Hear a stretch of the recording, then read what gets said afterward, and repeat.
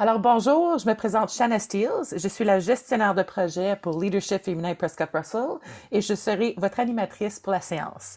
Bienvenue à la troisième et dernière séance d'information. Je me lance. Cette séance est offerte gratuitement par Leadership Féminin Prescott Russell, son comité politique et les 8 municipalités, ainsi que les comtés unis de Prescott et Russell qui ont contribué à ce projet. Il est aussi important de reconnaître l'apport de Femmes et Égalité des genres Canada envers l'activité aujourd'hui. Nous sommes ravis de vous accueillir virtuellement encore ce matin. Premièrement, il est important pour nous de reconnaître que nous tenons cette séance sur le territoire non cédé de la nation algonquine-anishinaabe. Prenez un moment de silence pour les femmes et les filles autochtones assassinées et disparues au Canada. Marie-Pierre, un petit 15 secondes, s'il vous plaît.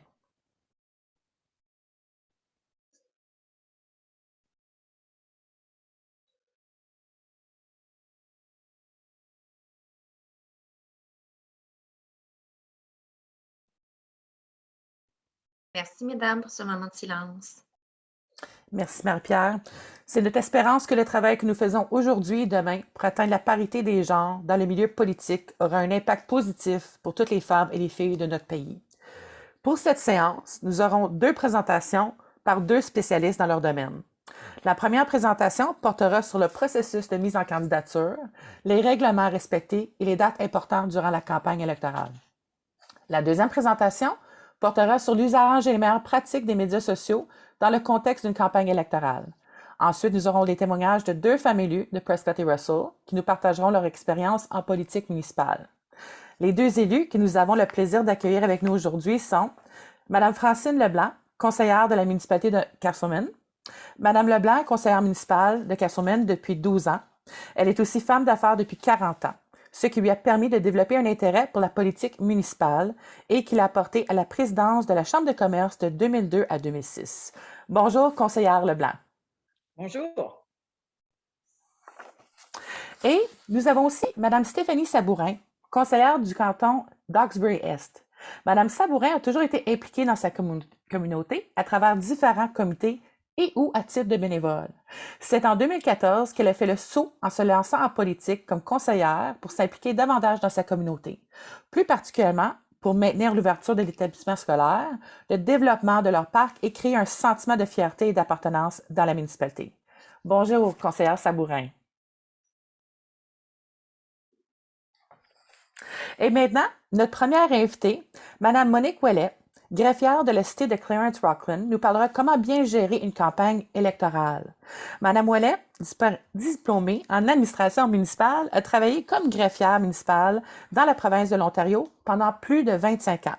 Bien que Mme Ouellet ait travaillé comme directrice générale pendant plusieurs années et qu'elle ait assumé des responsabilités supplémentaires en tant que directrice de services corporatifs par intérim durant quelques années, elle est toujours demeurée greffière. Évidemment, des élections municipales et scolaires, Mme Ouellet en a organisé plusieurs au cours de sa carrière. Bonjour, Mme Ouellet. Bonjour, ça me fait plaisir d'être là aujourd'hui. Ça nous fait plaisir, nous aussi, de vous avoir avec nous. Alors, sur ce, Mme Ouellet, je vous cède la parole pour nous présenter ce que vous avez pour nous aujourd'hui. Parfait, merci. Donc, je vais partager mon écran.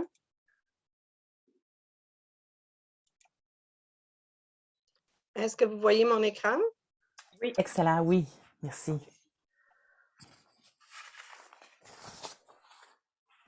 Donc, bonjour à tous.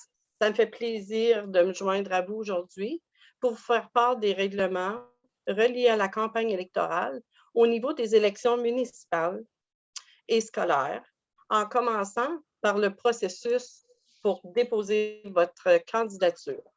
Donc, avec vous, si vous me permettez, on se lance en politique municipale.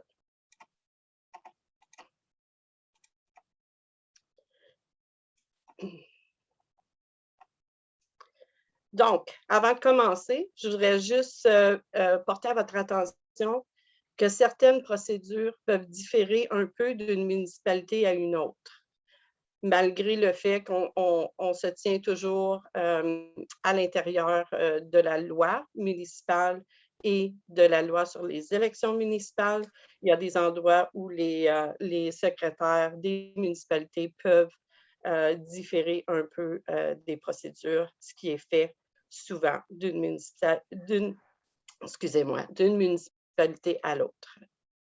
Il est donc très important pour vous de communiquer avec le ou la secrétaire de votre municipalité pour toute question si vous souhaitez poser une déclaration de candidature.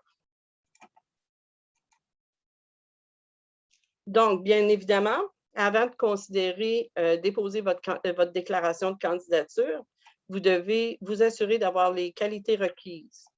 Donc, ces qualités requises sont les mêmes que pour être électeur dans une municipalité. Donc, vous devez être résidente dans la municipalité locale ou être propriétaire ou locataire d'un bien-fonds dans celle-ci ou le ou la conjointe d'un tel propriétaire.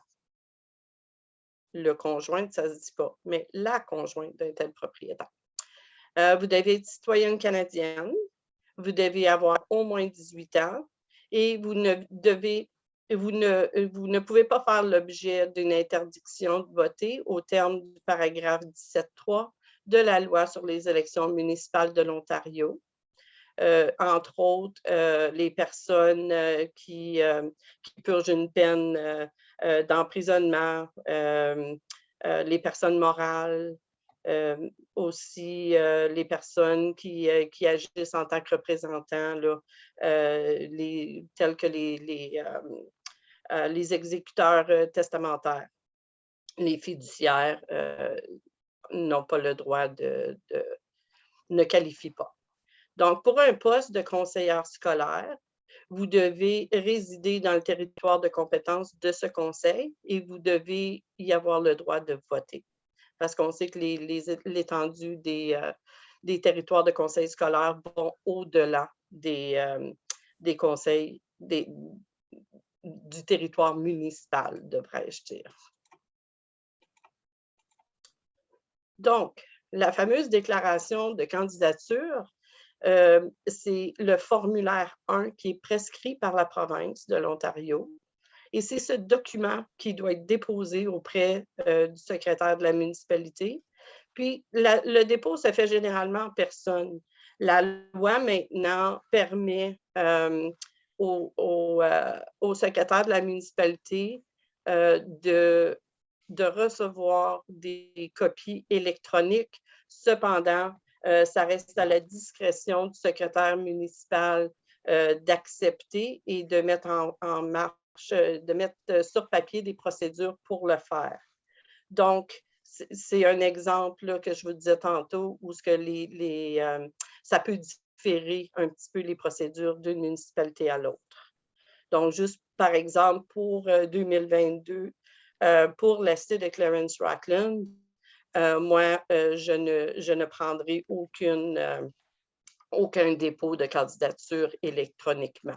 Donc, ça me prend la signature originale, je dois rencontrer la personne et puis c'est toujours bon d'avoir ce contact-là en début, puis ça évite des problèmes plus tard. Fait que moi, je n'ai pas osé aller avec le dépôt électronique. Il y a peut-être des greffiers, greffières qui ont été, là. Je ne me suis pas vraiment informée à ce point-là. Donc, la période de déclaration de candidature a débuté le 2 mai. Ça se termine à 14 heures le 19 août 2022.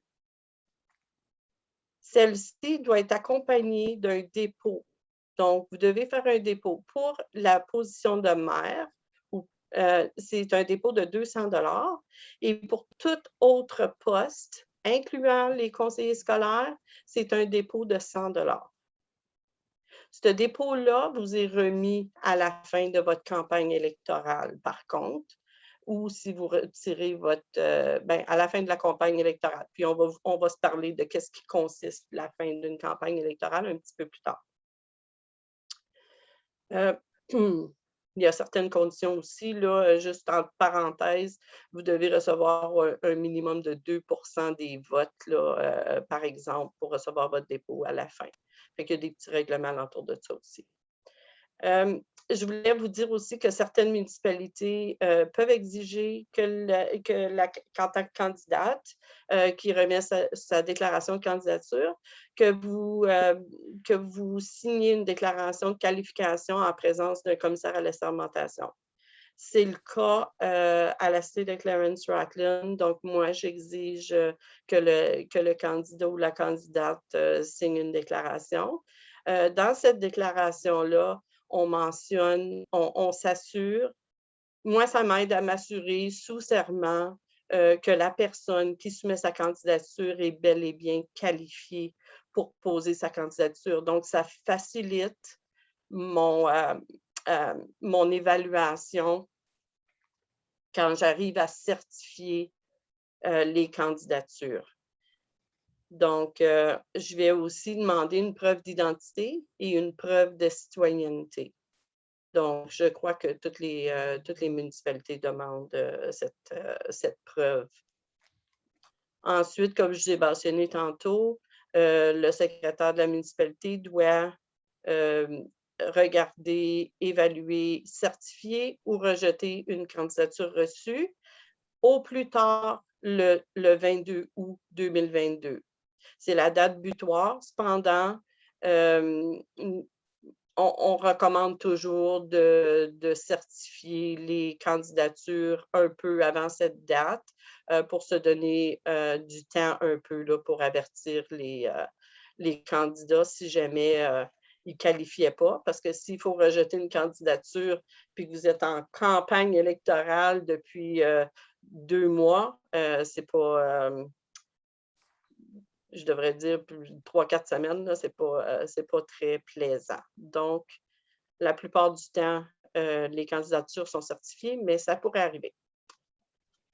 Donc, je vais vous parler de l'appui de la déclaration de candidature. Donc, avec votre déclaration de candidature, la dernière élection, c'était la même chose. Avant ça, ça n'existait pas. Ben, je pense que ça existait bien longtemps, puis c'est revenu. Il faut que, si vous posez votre candidature dans une municipalité qui a plus de 4000 habitants, vous devez accompagner votre déclaration de candidature avec au moins 25 signatures d'électeurs à l'appui de votre déclaration. Donc, excusez, j'ai oublié de changer ma fiche. Donc, toute personne, je veux juste dire aussi les conseils scolaires, les candidatures pour un poste au sein d'un conseil scolaire ne sont pas tenues d'obtenir ces 25 signatures. Donc, il est très important de noter que les personnes qui vous donnent son appui doit avoir le droit de voter dans la municipalité le jour où ils signent le formulaire. Et puis, ils doivent indiquer leur nom, adresse, code postal. Ils doivent avoir le droit de voter dans la municipalité, comme j'ai dit, le jour où ils signent le formulaire à l'appui. Sur le formulaire comme tel, il y a une déclaration qu'ils doivent signer attestant qu'ils ont le droit de voter dans la municipalité. La raison pourquoi je vous dis ça, c'est parce que c'est important de noter que la responsabilité de signer ce formulaire-là revient à la personne qui signe le formulaire d'appui. Donc, ils sont responsables de ce qu'ils avancent. Fait que s'ils disent qu'ils sont qualifiés comme électeurs, c'est eux qui pourraient faire l'objet d'une poursuite dans le cas où ils fournissent des renseignements qui sont faux. OK? Fait que c'est pas au candidat. Puis, si le candidat comme tel soumet sa candidature, puis qu'il y a 2, 3, une ou plusieurs, là, je devrais dire, signatures qui ne sont pas conformes, puis que c'est des personnes qui n'ont pas les qualités d'électeurs, eux comme personne, pourraient être poursuivis. Cependant, le candidat ne perd pas sa candidature. C'est important de noter ça. Et puis, y a-t-il autre chose que je voulais dire par rapport à ça? Ah oui, OK, important. Toutes les personnes qui ont le droit de voter dans la municipalité peuvent appuyer autant de candidats ou de candidates qu'ils le désirent à n'importe quel poste au sein du conseil municipal. Fait qu'une personne pourrait appuyer le maire, pourrait appuyer le conseiller numéro 1, numéro 2, numéro 3, s'il y a des conseillers par quartier. Et puis, les personnes qui sont des candidats dans une élection pour un quartier peuvent aussi appuyer un autre. Fait que tant et autant que tu as une qualité d'électeur dans la municipalité, c'est possible d'appuyer un candidat.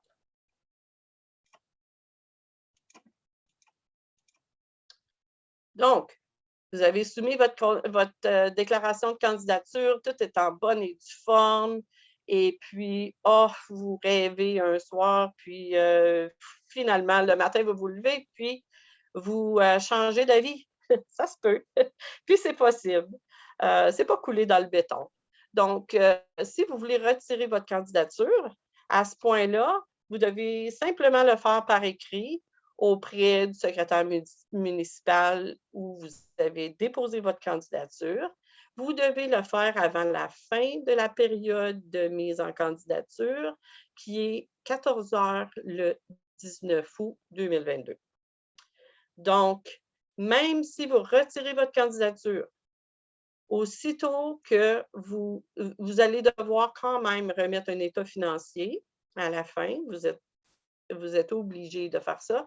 Puis, même si vous avez encouru aucune dépense, donc aucune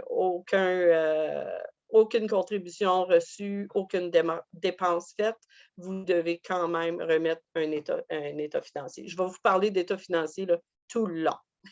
C'est parce que c'est ça qui va faire que vous pouvez vous présenter ou ne pas vous présenter à la prochaine élection municipale. Donc, c'est très important.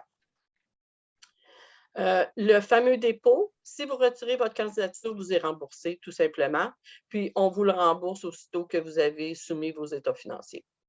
On peut le faire, on peut attendre, mais habituellement, on va vous le remettre aussitôt que vous avez déposé vos états financiers. Vous pouvez aussi changer d'idée puis dire « Ah, moi, je veux changer, je veux plus, j'ai soumis ma candidature comme conseiller du quartier 1, puis finalement, je veux changer d'avis, puis je voudrais maintenant postuler pour le quartier 4. » Vous pouvez le faire, aucun problème, pourvu que c'est fait avant la fin de la mise en candidature, qui est 2 heures ou 14 heures le 19 août 2022. Aussitôt, puis dans ce cas-là, vous n'allez pas faire par écrit vous n'allez pas retirer votre candidature comme telle. Vous allez remplir et soumettre votre nouvelle candidature. Vous pouvez quand même utiliser les mêmes 25 signatures à l'appui. Vous n'avez pas besoin de retourner chercher 25 autres signatures à l'appui. Et puis, vous soumettez votre nouvelle candidature. Automatiquement, votre première mise en candidature est réputée avoir été retirée. OK?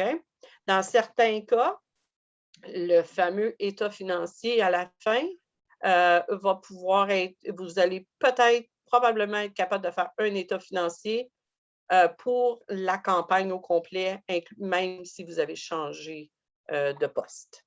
Il faut juste communiquer avec le secrétaire municipal pour avoir plus d'informations, mais c'est possible. Donc, dans le cas, juste une petite parenthèse, si vous avez soumis votre candidature pour le poste de maire, vous décidez de changer d'idée, puis d'aller postuler pour un candidat comme membre de conseil, c'est certain qu'il y a une différence entre les dépenses maximales que je vais vous parler tantôt. Il y a aussi une différence au niveau du montant du dépôt. Vous vous rappelez, c'est 200 $ pour un dépôt à la mairie et puis c'est 100 $ pour une candidature comme conseiller. Donc, à ce moment-là, on vous rembourserait le 100 $ puis on vous demanderait de déposer 200 $. Si vous faites d'un membre de conseil à un membre de conseil, bien, dans ce cas-là, il n'y aurait pas de dépôt à faire. OK? Mais vraiment, entre le maire et le conseiller, c'est un petit peu plus compliqué. On doit faire un remboursement, ensuite recevoir un autre dépôt.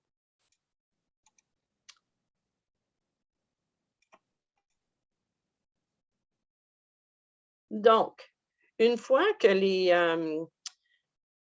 à partir de 16 heures, vraiment, le 22 août, où est la date limite où le secrétaire municipal doit certifier les candidatures, c'est possible qu'il y ait des personnes qui soient déclarées élues sans concurrent. Ce qui arrive, c'est dans le cas où un poste quelconque, une seule candidature est certifiée, cette personne va être élue sans concurrent. La même façon que dans certaines municipalités, il y a, comme on a un conseil, je ne sais pas, de 5 conseillers ou 4 conseillers, ou ça ne dérange pas le nombre, mais si on n'a pas reçu plus de candidatures que de postes, il n'y a pas de concurrence. À ce moment-là, vous êtes déclaré élu par sans concurrent. Moi, j'appelle ça élu par acclamation, là, des vieux termes, j'imagine. Mais c'est à ce moment-là que ça serait fait. Puis, à ce moment-là, ben, vous n'avez plus, comme vous êtes encore en campagne électorale, parce que la campagne électorale va se finir le 31 décembre, comme on va en parler tantôt. Cependant, votre nom ne sera pas sur le bulletin de vote et puis vous êtes assuré votre poste. Les candidats, si vous êtes élu sans concurrent, certainement que vous allez devoir quand même déposer un état financier, qu'il y ait eu des dépenses ou non, qu'il y ait eu des contributions ou non, il y a toujours un état financier à déposer. Et puis, votre dépôt, évidemment, sera remboursé au plus tard à la date. S'il est déposé au plus tard à la date limite, votre dépôt sera remboursé.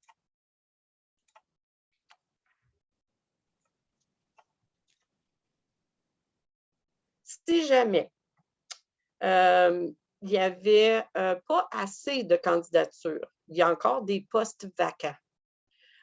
Donc, il n'y a pas de candidat qui se présente comme maire, par exemple. On va prolonger la période de déclaration de candidature. Puis ça va se faire habituellement, c'est juste une journée, puis c'est prescrit. Donc, pour 2022, si jamais il y a des postes vacants ou il n'y a pas assez de candidatures pour combler les postes de conseillers, même conseillers scolaires, on va faire une déclaration de candidature additionnelle. On va demander des déclarations additionnelles. Donc, la date pour recevoir ces candidatures-là est le 24 août et puis c'est prescrit de 9 h à 14 h. Si jamais c'était le cas, les candidatures déposées cette journée-là doivent être certifiées ou rejetées par le secrétaire municipal au plus tard. Ça ne fait pas de sens. Lundi, le 22 août, ce n'est pas ça la date. Je pense que je parle de la date à la fin, là, que je me suis trompée dans la date, je m'excuse. Impossible de soumettre une candidature le 24 août pour la certifier le 22. Donc, désolée pour cette erreur.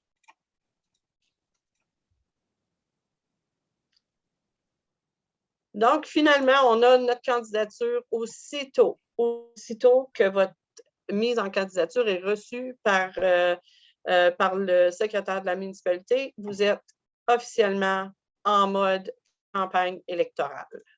Donc ça devient le jour où votre campagne électorale débute. Et puis, votre campagne se terminera le 31 décembre ou le 3 janvier, dans ce cas-ci, à cause des fins de semaine. Là. Donc, elle va prendre fin le 3 janvier 2023. Ça pourrait arriver, par contre, que vous vouliez demander que votre période de campagne soit prolongée. Il y a des façons de le faire. Et si vous avez fini, si vous avez remis vos états financiers, cette journée-là, votre campagne s'avère être terminée. Donc, votre date de campagne électorale se termine le jour où vous déposez votre état financier, mais au plus tard, le 3 janvier 2023, à moins d'une demande de prolongation. Vous pouvez seulement accepter des contributions ou engager des dépenses durant votre campagne électorale. Fait que vous ne pouvez pas encourir des dépenses de campagne électorale avant d'avoir soumis votre candidature, c'est bien important. Et puis, une fois que votre campagne électorale est terminée, vous ne pouvez pas non plus. Vous devez absolument ouvrir un compte de banque, un compte bancaire, si vous acceptez des contributions en argent ou si vous engagez des dépenses. Donc, juste une petite note, là, les droits de dépôt, là, votre dépôt, quand vous soumettez votre candidature, ce n'est pas considéré une dépense de campagne électorale, c'est une dépense personnelle. OK? Donc, si c'est la seule activité que vous avez, que vous recevez pas de contribution, que vous ne dépensez rien, vous avez juste du bénévolat pour faire de la propagande, du porte-à-porte, vous n'encourez pas de dépenses, dans le fond, vous n'avez pas besoin d'ouvrir un compte bancaire. OK? Si vous avez un doute, communiquer avec le secrétaire de la municipalité, puis ils vont pouvoir vous dire, vous donner son opinion par rapport à ça. Donc, il faut noter là, que vous ne pouvez absolument pas utiliser votre compte bancaire personnel pour des opérations financières de votre campagne, même si vous prévoyez une très, très petite campagne. Aussitôt qu'il y a de l'argent d'impliquer pour votre campagne, ça prend un compte bancaire de campagne électorale. Et voilà pour ça. Ensuite, vous allez devoir tenir des dossiers financiers. C'est très important de prendre connaissance du formulaire 4, qui est l'état financier, qui est prescrit. C'est un formulaire prescrit par la province. Vous allez devoir, ça c'est le formulaire que vous allez devoir déposer par rapport à votre campagne électorale. Et puis, pour être capable de tenir vos livres, pour être capable de remplir ce fameux formulaire 4, vous devrez en prendre connaissance. Ces dossiers-là doivent être conservés jusqu'au 15 novembre 2026. Je ne passerai pas à travers tout ce que vous devez tenir, mais je crois que vous allez avoir accès à ces fiches-là. Mais dans le fond, c'est tous les reçus pour chaque contribution de plus de 25 $. Vous devez comme vraiment garder, quand vous acceptez une contribution, là, vous devez avoir la date, qui vous a donné la contribution, tous les détails par rapport à ça, c'est très important de les garder. Y a-t-il quelque chose que... OK. Fait que ça va pour ça, c'est beaucoup de détails, là. En gros, on va parler des contributions parce que c'est important. Je pense que je vais peut-être je vais peut-être au-delà de mon temps, là, je vais essayer de faire vite. Donc, les contributions, là, ça comprend toutes les sommes d'argent qui vous sont versées, les biens qui sont donnés et les services qui vous sont fournis pour votre campagne électorale, y compris les sommes et les biens que vous donnez vous-même. C'est important, là. Ça devient des contributions aussi, parce que c'est votre personne qui donne à votre campagne électorale. C'est une contribution. Par contre, toutes les contributions supérieures à 25 doivent être faites, je devrais dire en dessous de 25 vous n'êtes pas obligé d'avoir tous les détails. N'importe quoi qui est fait au-dessus de 25 ça doit être fait par chèque, mandat bancaire ou postal ou par toute autre méthode qui indique clairement l'origine des fonds. Donc, comme je vous disais tantôt, vous devez être capable de noter qui a contribué et puis la date et le montant. Certaines personnes et organismes n'ont pas le droit de contribuer à votre campagne. Je vous en nomme quelques-uns. Donc, une personne morale n'a aucun droit de faire une contribution à une campagne électorale.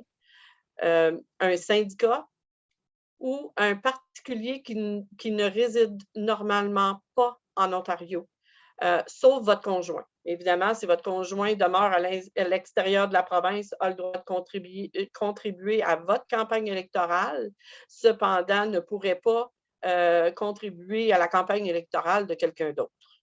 Donc, c'est votre conjoint seulement. Il y a un montant maximal pour les contributions. Et puis, il y a aussi je vais vous parler de 3 montants maximaux. Donc, il y a le montant maximal que vous pouvez contribuer à votre propre campagne électorale. Ça l'inclut vous et votre conjoint. Et puis, le calcul est fait par le secrétaire de la municipalité. Vous allez recevoir un certificat à cet effet-là. Habituellement, au dépôt de votre candidature, on vous donne un estimé de ces coûts-là. Puis ensuite, on vient confirmer plus tard, une fois que la liste électorale est disponible en septembre. La présidence du conseil, vite fait, c'est 7 500 plus 20 sous par électeur. Puis un poste de membre du conseil, c'est 5 000 plus 20 sous par électeur. Il y a tout de même un maximum de 25 000 qui s'applique. Il y a aussi un montant maximal qu'une autre personne peut contribuer à votre campagne électorale, puis ça, c'est 1 200 Puis ça l'inclut en argent. Ça comprend aussi les dons, les services. Fait que vous devez faire un estimé des services qui vous sont offerts. Et puis, cette valeur-là est maximale à 1 200 que vous pouvez accepter.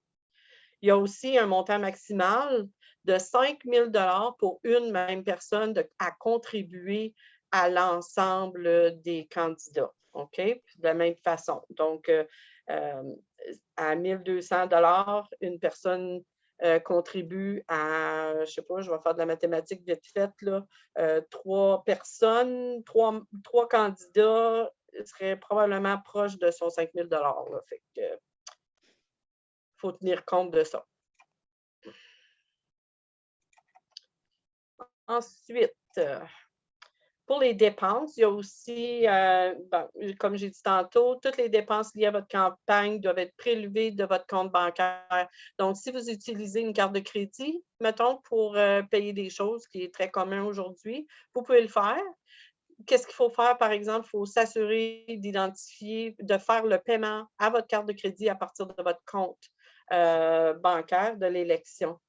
Et puis, vous devez prendre note de tout ça aussi, puis garder ça dans vos, dans vos records. Donc, encore une fois, je tenais important parce que j'ai souvent la question, les droits de dépôt de déclaration ne sont pas une dépense liée à la campagne électorale. Ils ne seront pas inclus sur votre état financier.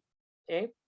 Un montant maximal des dépenses va vous être remis par le secrétaire de la municipalité. Encore une fois, c'est un calcul qui est fait et puis vous allez recevoir un estimé au début.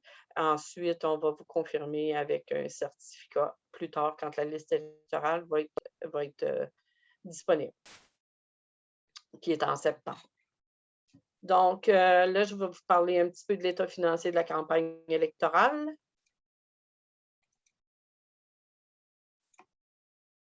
Donc, le formulaire 4 doit être déposé absolument avant 14 heures le vendredi 31 mars. C'est très, très important à noter.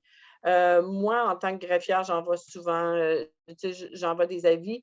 On est tenu de vous envoyer seulement un avis au cours de votre campagne avant une certaine date, mais moi, je le fais assez souvent, puis je le répète souvent.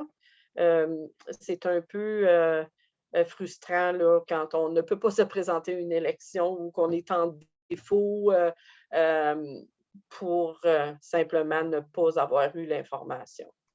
Donc, ça reste quand même la responsabilité du candidat d'avoir ces informations-là. Toute personne qui a déposé une déclaration de candidature doit déposer un état financier, je répète comme tantôt. Puis, ce fameux état financier, c'est certain que si le total des contributions à la campagne ou le total des dépenses engagées dépasse 10 000 $, vous devez faire vérifier votre état financier par un vérificateur et puis vous devez joindre ça à votre rapport lors du dépôt. OK? Votre état financier, vous pouvez le déposer aussitôt que vous avez mis fin à votre campagne électorale. Ça l'inclut si vous avez retiré votre candidature, si vous avez été élu sans concurrent, ou aussitôt que vous ne recevrez plus de contributions ou vous n'aurez plus de dépenses à faire.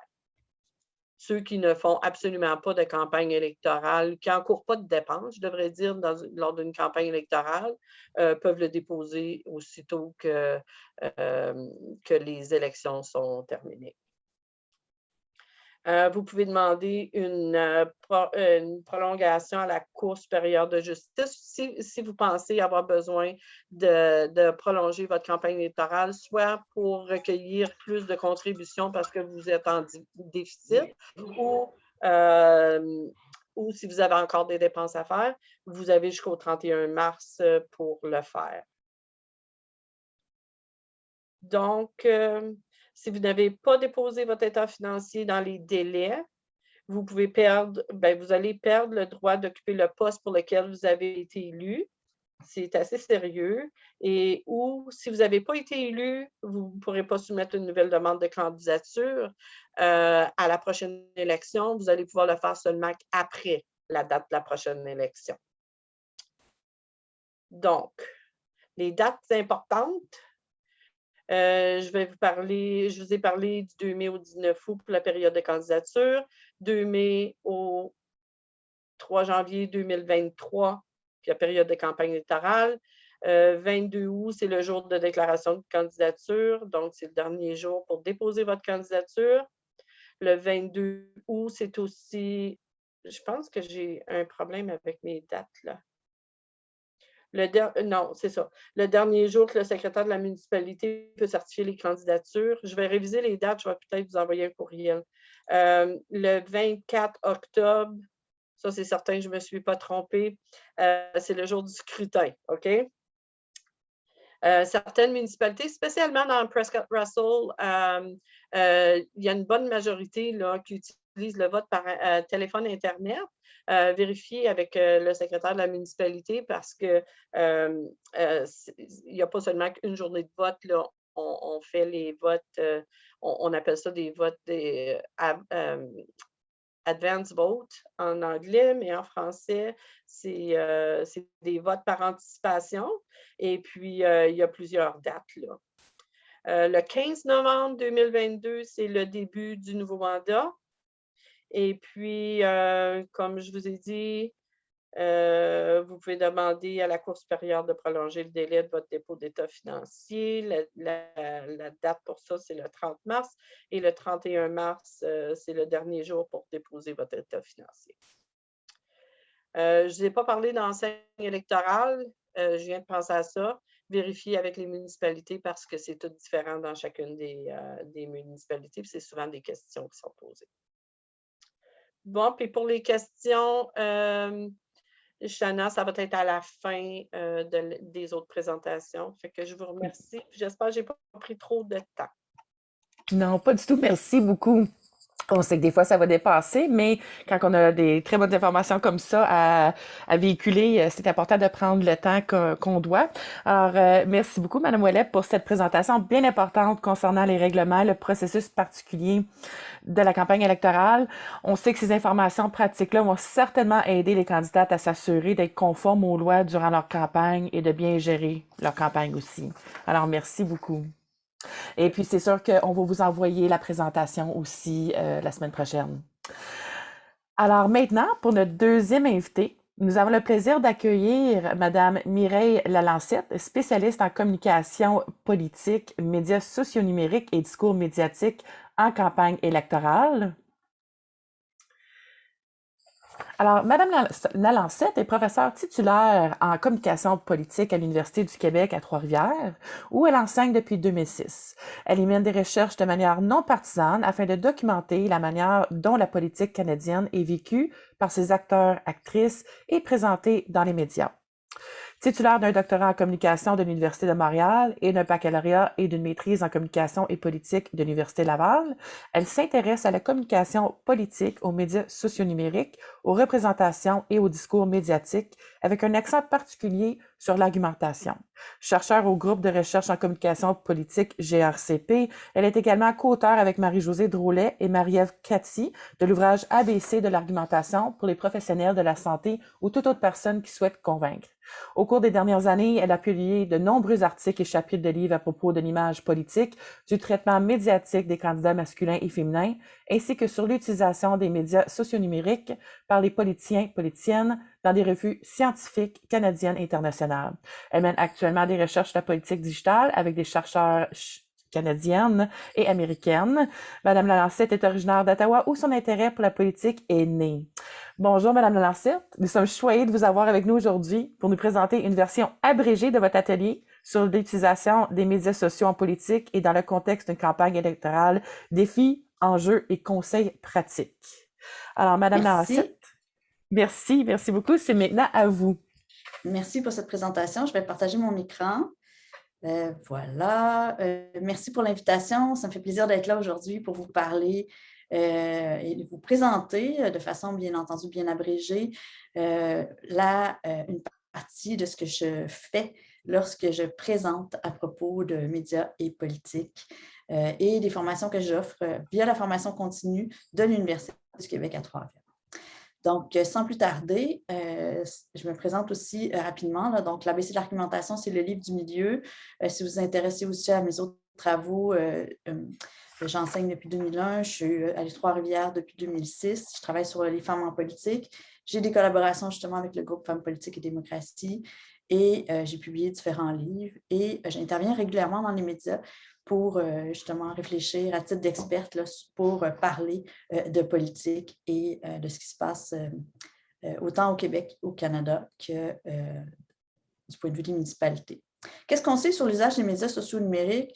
Le Digital Media Lab de Ryerson nous dit, à travers une recherche scientifique longitudinale, qu'il y a des médias qui sont les plus privilégiés. Donc, vous êtes probablement comme 85% de la population canadienne sur Facebook. Donc, Facebook étant la plateforme la plus populaire qui reste stable au fil du temps. Ensuite, se retrouve YouTube, Instagram, LinkedIn, Twitter, Pinterest et TikTok là, qui commence à prendre un petit peu plus d'envol. On suit TikTok, c'est partie prenante d'un prochain projet de recherche que je ferai. Donc, si on s'intéresse à l'utilisation des médias sociaux en élection, on sait que les gens vont regarder Facebook tous les jours à 77%, Instagram à 70% environ, YouTube 64% et ça descend là, de façon exponentielle pour les différentes pages. Donc, qu'est-ce qu'on veut faire avec ces plateformes-là? On veut créer notre image de marque, on veut informer, on veut interagir, mobiliser participer au débat et aussi lever des fonds lorsque c'est possible, autant pour notre organisation, notre parti ou notre comté, par exemple. Donc, on se trouve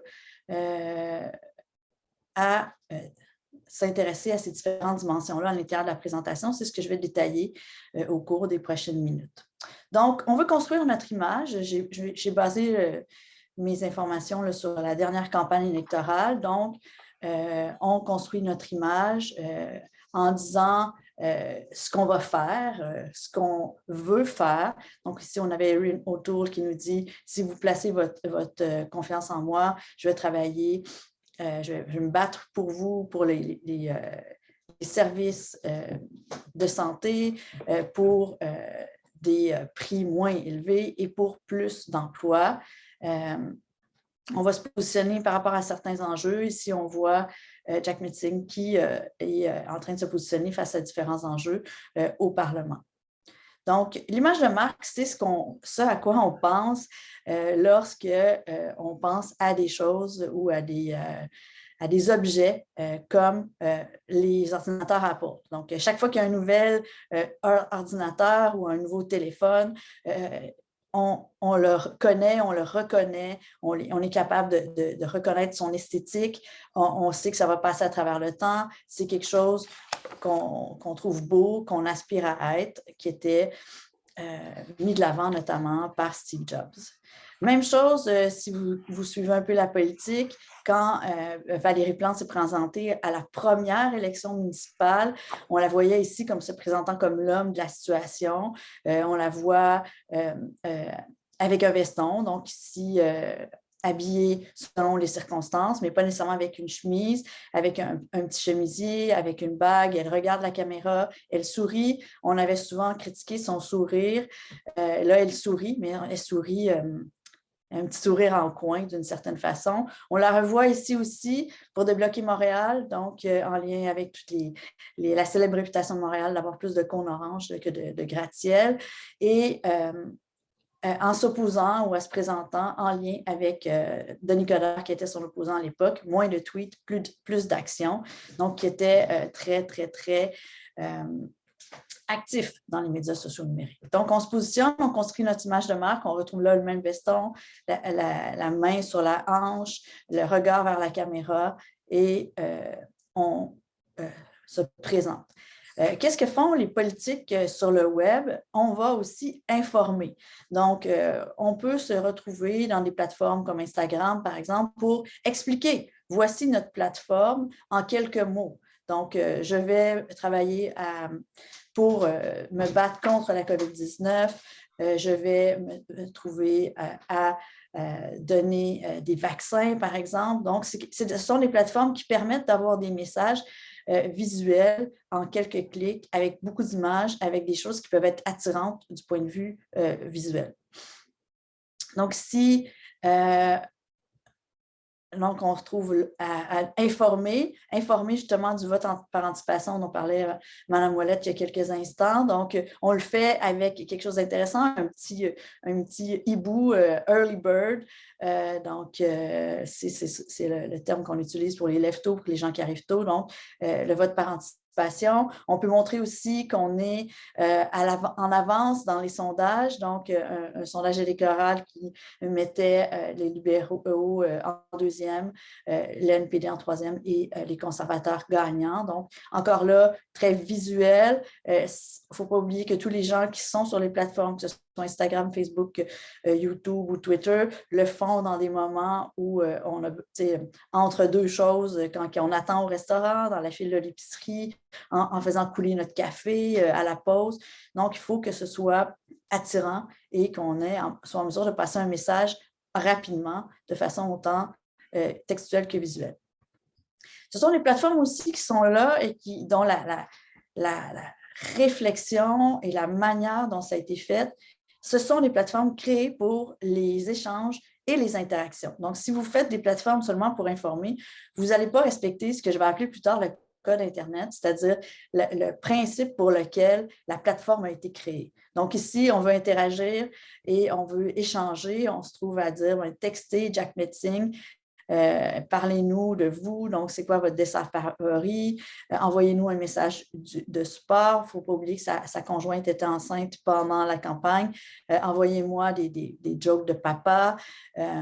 Et pourquoi l'élection est importante pour vous. Vous pouvez le texter à tel numéro. Donc, ici, il y a une dimension interactive. On imagine aussi que les gens qui travaillaient avec Jet Mixing offraient des réponses dans ce contexte-là. À la droite de votre écran, vous avez les interactions sur la page Facebook de Mélanie Joly. Donc, on va la taguer. La tag, c'est le @MélanieJoly. Et on va s'attendre aussi que son équipe ou elle réponde. Donc, et on peut se servir de ça aussi comme des façons d'avoir et de tâter le pouls de la population. Est-ce que vous préférez un nouveau parc d'attractions ou une nouvelle piscine, ou est-ce que vous voulez avoir des feux d'artifice plus souvent pour la fête canadienne, par exemple, des choses comme ça. Donc, interaction et échange. On peut aussi mobiliser, donc vous voulez recruter des bénévoles, donc joignez-vous à l'équipe de JACMET. On veut aller, le mouvement d'éducation populaire et d'action communautaire du Québec fait une journée d'action le 22 avril pour le Jour de la Terre. Donc, on peut mobiliser grâce à ces plateformes-là.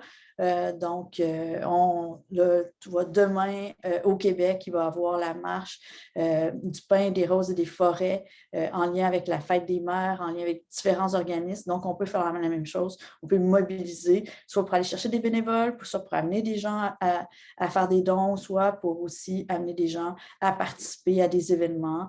Ça peut être des levées de fonds, ça peut être des marches, ça peut être des journées d'action comme celle-là. On peut aussi attaquer ses adversaires. Ce n'est pas la chose que je privilégierais, mais ça fait partie des approches. Donc ici, We Are Canada Proud, c'est un groupe là, conservateur de l'Ouest canadien. Donc, on fait aussi encore là un vote. Trudeau's Most Embarrassing Moments, est-ce que c'est le blackface ou c'est le débat en anglais? Donc, et on dit que c'est Trudeau is a disaster. Donc, on mobilise nos troupes en attaquant l'adversaire. On peut se faire un contraste aussi ici en disant quand Trudeau faisait le party, moi j'étais dans l'armée, donc on se présente autrement. Je le présente ça pas tant parce que vous voulez attaquer vos adversaires, mais vous allez peut-être être attaqué par vos adversaires.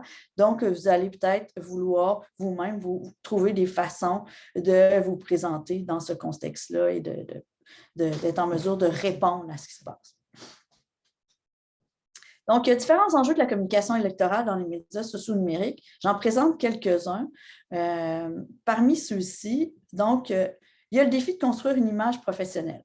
Vous êtes en compétition avec les grands de ce monde qui ont beaucoup de moyens pour ça. Ici, on voit la personne avec la caméra, c'est Adam Scotty, qui est le photographe de Justin Trudeau, qui le suit en tout temps et qui participe à construire son image politique. Ça fait partie des choses que j'ai étudiées dans le cadre de mes travaux, donc une étude extensive des usages des médias sociaux numériques par Trudeau, qui était celui qui était le plus avant-gardiste en 2015 lors de son élection là-dessus. Donc, ces gens-là, autant les artistes, les influenceurs, les gens qui se trouvent dans ces plateformes-là, ont une image très professionnalisante parce qu'ils ont les moyens.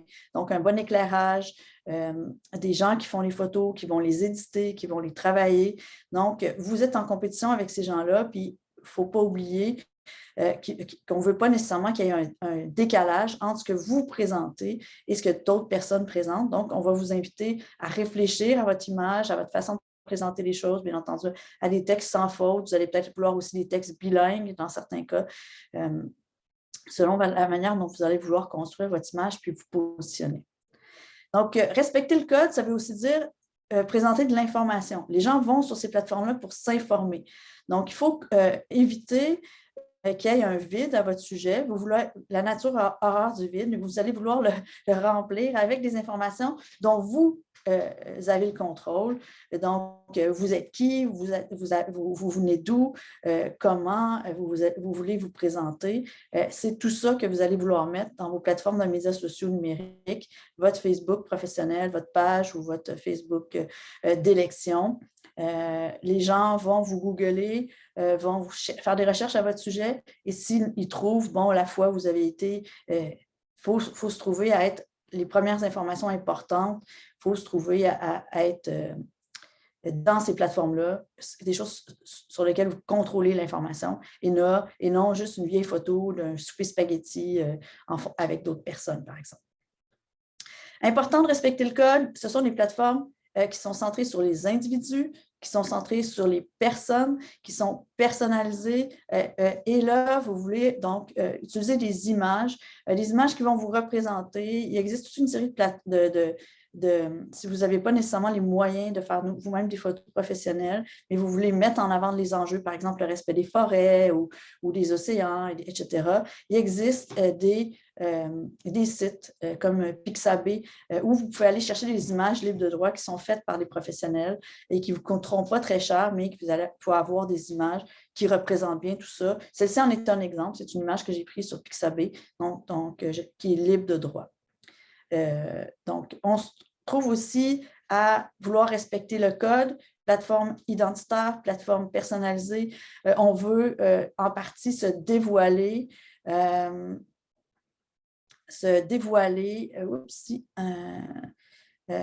et montrer en partie sa vie personnelle, ce que font les vedettes.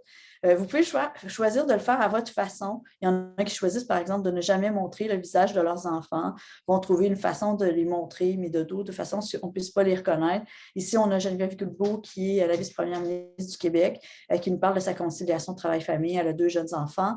Et le nouveau maire de Québec, qui nous parle de vélo et peut-être de l'introduction du Bixi à Québec.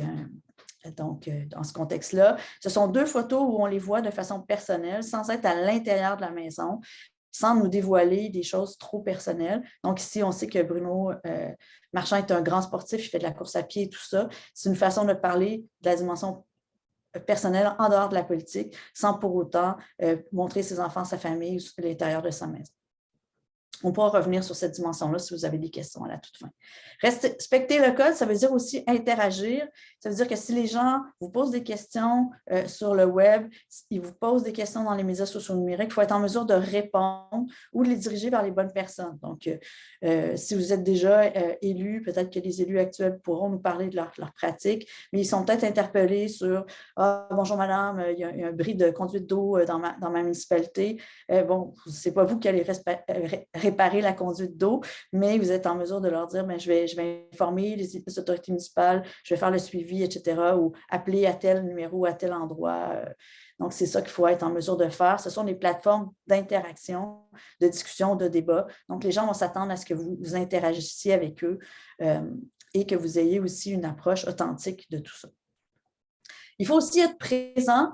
Ces plateformes-là ont horreur du vide. Si vous ne l'êtes pas, il y a d'autres qui le seront pour vous ou vos opposants le seront. Donc, il faut être en mesure de publier, de présenter, peut-être de choisir les plateformes sur lesquelles vous allez vouloir être en fonction de vos publics. On pourra revenir aussi là-dessus. J'en parle aussi dans les formations que j'offre. Donc, qui sont les publics de ces plateformes-là? Là, pour le temps d'aujourd'hui, je n'avais pas le temps de faire une analyse très détaillée, mais oui, c'est important d'être là. C'est important aussi de réagir rapidement. Ce sont des plateformes qui ont changé la manière dont on voit le temps, la réponse. Donc, il y a un roulement rapide des informations, mais il faut être en mesure de réagir rapidement. Si les gens vous posent une question, si les gens vous attaquent, si les gens vous parlent, il faut être en mesure, pas de répondre dans 48 heures, dans une semaine, parce que là, vous allez être considérés comme des techno-nuls. Il faut être en mesure de répondre rapidement et en mesure d'offrir des réponses adéquates. Vous pouvez aussi dire, je vous réponds dès que j'ai les informations, mais il faut montrer qu'on est présent, qu'on est là. Il faut aussi respecter le code. Ce sont des plateformes qui sont là aussi pour divertir. Si vous êtes juste dans les enjeux, etc., ça ne marchera pas. Il y a moyen de le faire en faisant de l'humour. Ici, la ville de Trois-Rivières a réussi à engager des édimestres, des webmestres qui utilisent des bonnes images. Donc, il y a ce truc-là qui est un mème. Un mème, c'est une image où on va superposer des propos pour parler de différentes choses, pour parler de politique. Fait qu'il y a toujours ma face ou moi quand je vois ça. Donc ici, là, on parle d'un rappel amical et humoristique du fait qu'il faut faire le premier versement de taxes avant le 4 février. Donc, la pauvre jeune fille est poursuivie par un singe. Donc, on veut retenir aussi que ce sont des plateformes qui sont distinctes d'une plateforme à l'autre. Donc, Facebook, il y a 85% de la population du Canada et aussi de l'Ontario dans ce contexte-là, qui est sur Facebook, donc la majeure partie des gens. Twitter, rapidement, c'est une plateforme plus élitiste où on va retrouver des journalistes. Donc, si vous voulez être couvert par les médias, il faut être sur Twitter. LinkedIn, une plateforme plus professionnelle, si vous cherchez des bénévoles. Donc, c'est tout ça là, auquel il faut réfléchir dans le contexte-là. Puis, vous n'aurez pas besoin de Pinterest. Ça, c'est pour faire la déco de votre salon ou de votre cour arrière. Donc, j'aime bien cette image-là qui est une belle façon humoristique de montrer les différentes plateformes. Tinder étant le clin d'œil dans la chose. Là, il y a eu un défi de nous montrer les différents usages des médias sociaux numériques. Donc, LinkedIn, très professionnel, on le voit avec les vêtements que les gens portent. Facebook, plus familial, où on retrouve tout le monde. Donc, on montre une image plus léchée parce qu'on sait que notre grand-mère est là puis qui va venir liker ou pas nos choses. Instagram, pour construire une image, on se trouve à avoir beaucoup de vedettes, donc des images plus glamour. Donc, on a Ricardo ici, une vedette, et Tinder pour rencontrer les gens, mais ça, ce serait pour une autre présentation. Retenons aussi que ce sont des plateformes où on peut retrouver ce qu'on appelle du cyberharcèlement, donc qui facilite ça parce que c'est rapide, ça permet l'anonymat, on peut réagir rapidement, on peut le faire à visage couvert ou découvert. Donc, c'est le cas pour beaucoup, beaucoup de personnes politiques. Je suis en train de faire une recherche détaillée là, sur l'expérience de harcèlement, cyberharcèlement des élus municipaux qui va être étendue aux élus provinciaux, fédéraux, canadiens et tout ça. Donc, dans la formation que je donne, j'ai une heure et demie là, où je parle de cyberharcèlement, j'explique les différentes formes, comment on peut y répondre, c'est quoi les meilleures stratégies. Puis, j'ai aussi différents témoignages de gens qui ont été harcelés, cyberharcelés et les solutions là, qui ont eux-mêmes envisagé dans ce contexte-là. Donc, ça fait partie d'un des éléments. Et vous pourrez peut-être poser des questions là-dessus. Je pourrai répondre lors de la période de questions. Tout ça fait partie d'une réflexion plus large là, que je mène à l'intérieur de mes travaux de recherche et aussi à l'intérieur de formations là, qui sont données de concert avec le groupe Femmes politiques et démocratie, qui est un groupe québécois qui vise, tout comme vous, la parité là, comme le groupe de Prescott Russell. On peut prendre les formations dans un bloc de 9 heures ou on peut les prendre en 3 blocs de 3 heures, dépendamment de vos besoins. Donc, démystifier celle du milieu, pourquoi utiliser ces plateformes-là, comment construire son image, celle qui est à droite, et comment surmonter la cyberintimidation et trouver les meilleures pratiques. Donc, je m'arrête là pour laisser plus de place aux questions peut-être à la fin et aux témoignages des collègues politiciennes. Puis, ça me fera plaisir de répondre à vos questions là, si vous en avez. Et si vous trouvez qu'il y a des choses qui ont été plus effleurées que moi, mais en 20-25 minutes, on a peu de temps là, pour aller dans les détails. Merci beaucoup. Excellent. Je vous remercie beaucoup, Madame Lalancette, pour cette présentation remplie d'informations indispensables au sujet du monde particulier des médias sociaux dans le contexte d'une campagne électorale. On sait comment c'est délicat. C'est pas un monde qui est toujours facile à naviguer parce qu'elle évolue très vite et ça peut nous rendre vulnérables si on ne sait pas comment bien l'utiliser. Pour celles qui voudraient plus d'informations, approfondir leurs connaissances concernant ce sujet, comme Mme Lalancette, elle a dit, elle a expliqué, elle offre plusieurs formations à distance. Je crois que Marie-Pierre vous a partagé un lien dans le menu de clavardage. Je peux prendre ça en note. Alors, excellent. Maintenant, nous avons 2 élus avec nous qui vont nous parler de leurs expériences concernant les points abordés dans les présentations de Mme Ouellette et Mme Lalancette. Conseillère Leblanc et conseillère Sabourin, Nous aimerons maintenant entendre vos expériences en tant qu'élus dans le but de nous accompagner dans nos réflexions par rapport à notre implication en politique active. Cette fois-ci, j'ai seulement une question, mais elle est en deux parties. En campagne électorale, quel a été votre meilleur coup, ce qui a fonctionné le mieux, ce qui vous a agréablement surpris, et quel a été votre moins bon coup, ce qui vous a déçu ou posé problème? Bon, pour faire un peu différent, j'ai pigé au sort hier et le destin a choisi que ce soit conseillère Sabourin qui répondrait en premier. Alors, conseillère Sabourin, je vous cède la parole. Bonjour, bienvenue à tout le monde et c'est un privilège pour moi d'être ici. Merci à Madame Lalancette et pour les présentations. Moi, c'était la première fois, donc je me lançais en politique. Et puis, on entend tu devrais cabaler, fais des posters. On a toujours le petit grain de sel de tout le monde. Pour ma part, au niveau, moi, je suis plus en campagne. Le porte-à-porte a vraiment porté fruit. Je crois que c'est la façon on interagit avec les citoyens, on est à l'écoute des citoyens, on rencontre les citoyens. Mais j'ai réalisé, pour aller peut-être pas sur le côté négatif, mais je ne pensais pas que ça aurait été... faut prendre le temps. Il y en a qui jasent plus que d'autres. Donc, on réalise que on pensait faire cette rue-là en tant d'heures ou tant de journées. Et puis, on doit retourner. Donc, ce côté-là, j'étais plus naïve, si on veut, que la cabale était plus pas dur, mais plus prolongé que ce que j'avais anticipé. Mais moi, je crois que le porte-à-porte a vraiment porté fruit.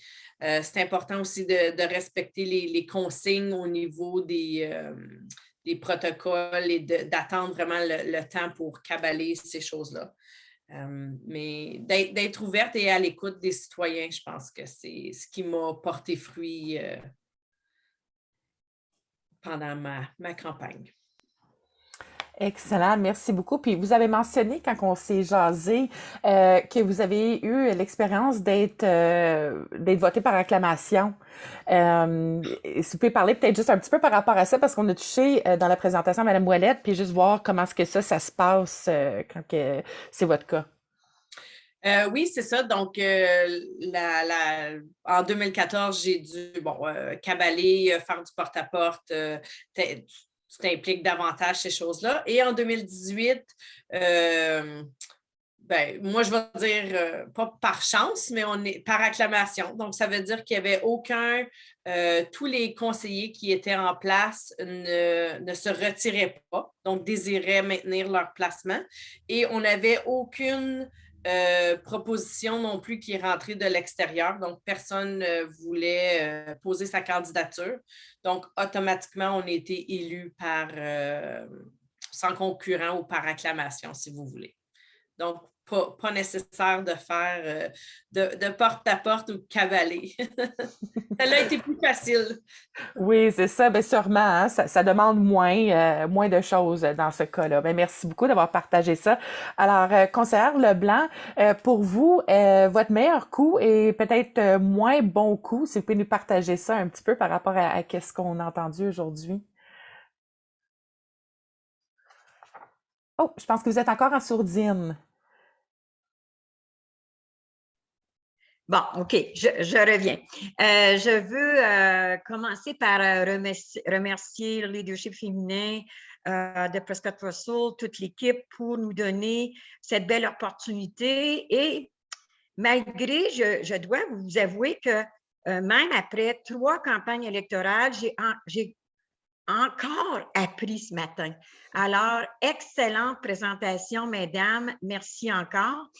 Je vais vous jaser vite fait de mes expériences de campagne électorale, qui est en fait, si jamais je me présente encore, je suis en grande réflexion, ça serait ma 4e campagne électorale. Alors, ma plus belle expérience a été certainement la première.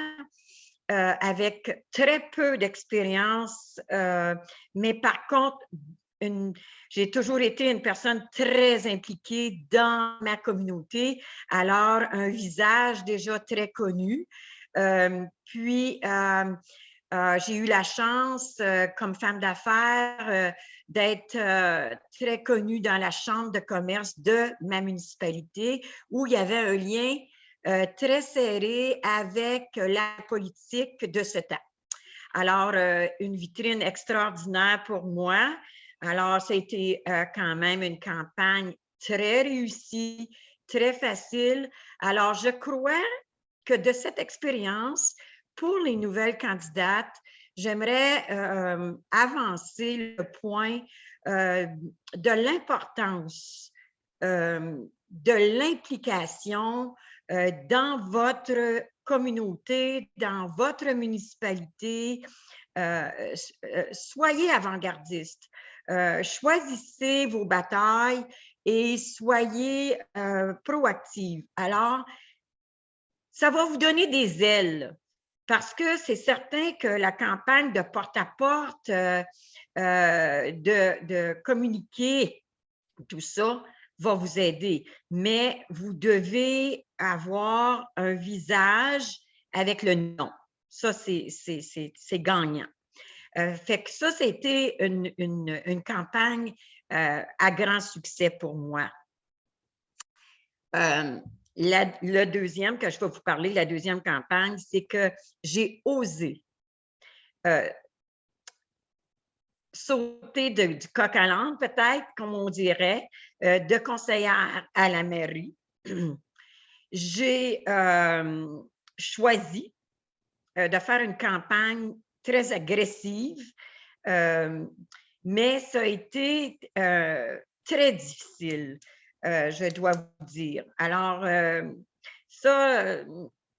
mais vous voyez, il n'y a rien de perdu, hein, on apprend toujours. Alors, je suis revenue quand même en politique parce que j'ai une grande passion et voyez-vous que souvent, on apprend de, je ne voudrais pas dire erreur, mais d'expériences un peu négatives. Alors, on ne doit pas laisser de côté les chances qui nous arrivent et qu'on peut percevoir. Alors, je veux souhaiter bonne chance à toutes les candidates et mesdames, on a toujours un intérêt et une passion quand on est en politique. Alors, n'ayez crainte, démontrez que vous avez un atout en politique municipale et je vous souhaite toute la chance au monde. Et si je peux aider à n'importe quelle candidate qui a l'intérêt à se lancer à la prochaine élection, je suis très disponible. Alors, merci beaucoup. Merci beaucoup, Mesdames les élues, pour vos témoignages. Vous nous avez donné de super conseils et de bonnes astuces. Ceci va aider aux candidates à se préparer d'avance et d'être vigilantes. Comme on a pu le constater durant les 3 séances remplies d'excellentes informations et des témoignages durant les dernières semaines, il y a eu beaucoup de choses à apprendre, comprendre et considérer comme candidate aux élections municipales. Le partage de vos expériences est très précieux. Nous vous remercions sincèrement du temps que vous nous avez alloué pour partager vos conseils. Maintenant, nous allons ouvrir la période des questions. Mesdames qui participent à la séance avec nous ce matin, que vous soyez une candidate potentielle en mode réflexion ou si vous êtes ici simplement pour apprendre dans l'optique de pouvoir appuyer une future candidate, nous vous offrons cette occasion de poser vos questions. Mais avant de vous céder la parole, Marie-Pierre, est-ce qu'on a des questions qui ont été posées dans le menu de clavardage? Et on avait une question qui venait de la part de Marie-Noël qui s'adressait à Mme Lalancette, qui est « Quelles sont les choses à éviter dans l'utilisation des médias sociaux? » Je dirais que tout ce qui doit être évité, c'est la citation que j'utilise toujours, c'est 2 choses. Est-ce que vous seriez fier, est-ce que votre mère serait fière de vous? Puis, est-ce que vous accepteriez que ça apparaissent à la une du New York Times ou du Globe and Mail demain matin. Donc, chaque fois que vous faites une publication, pensez à ça. Est-ce que votre maire approuverait et est-ce que vous seriez d'accord que ça apparaisse à la une du Globe and Mail? Donc, tout ce qui peut apporter de la négativité, des critiques, des attaques, des mensonges, tout ce qui relève d'une approche de Trumpiste, je dirais, oubliez ça. Parce que ça va vous créer une image négative. C'est encore plus difficile pour les femmes en politique. On sait qu'il y a un double standard, donc un homme va être affirmé, une femme va avoir des problèmes d'hormones. Donc, on veut éviter de prêter le flanc à cette critique-là. C'est toujours ça. Donc, on sait que les femmes doivent rester au-dessus de la mêlée. Les grandes femmes politiques l'ont toujours dit, à l'image de Hillary Clinton. J'ai travaillé 2 fois plus fort pour me rendre là. Donc, on veut éviter tout ce qui peut devenir une nouvelle négative qui va rester, qui va perdurer. On sait qu'il y a des gens qui ont publié dans les médias sociaux et qui ont perdu des posts par rapport à ça pour avoir fait des publications un petit peu drôles, d'avoir été croqués, assis sur la toilette, des choses comme ça. Donc, on veut éviter toutes ces choses-là. Pensez toujours à votre image de marque. Et pensez toujours que cette image-là laisse des traces longtemps, parce que même si vous l'avez enlevé de votre fil, il y a des gens qui ont pu faire des captures d'écran et ça va rester. Pensons au blackface de Trudeau. Donc, tout ce qui a été photographié à ce moment-là, peut-être que lui avait éliminé les photos, mais c'est resté dans les images et dans les annales. Et ça peut être aussi repris hors contexte. Donc, on peut reprendre certains bouts de ce que vous dites et les tourner contre vous. Donc, ce serait un peu ça que je dirais. Excellent conseil. Merci beaucoup. Je pense que je viens de voir une autre question qui est rentrée. Oui, exactement. Ça vient de rentrer. Je crois que c'est encore Marie-Noël qui demande, est-ce qu'on peut déléguer la responsabilité de répondre aux questions à un membre de notre équipe? J'imagine qu'on fait allusion sur les médias sociaux, Marie-Noël. Ouais. Oui, on peut le faire. Je dirais qu'il y a comme 2 approches ou 2 conseils, c'est-à-dire soit de le faire en toute transparence en disant « je réponds de la part de Mme Lantier, je suis telle personne », donc de montrer que le fil n'est pas complètement le fruit du travail de la seule personne. On le sait que c'est ça. On le sait qu'il y en a des gens qui vont le faire eux-mêmes. Trump le faisait lui-même. D'autres personnes comme le premier ministre du Québec va être très fier de faire lui-même des interventions. Par contre, ce qu'on veut, c'est que la personne qui le gère, si elle le gère en notre nom, soit en mesure de le faire de façon aussi authentique. Donc, il faut se donner un peu comme un code de réponse, un code de préparation. Il faut que la personne se mette à votre place.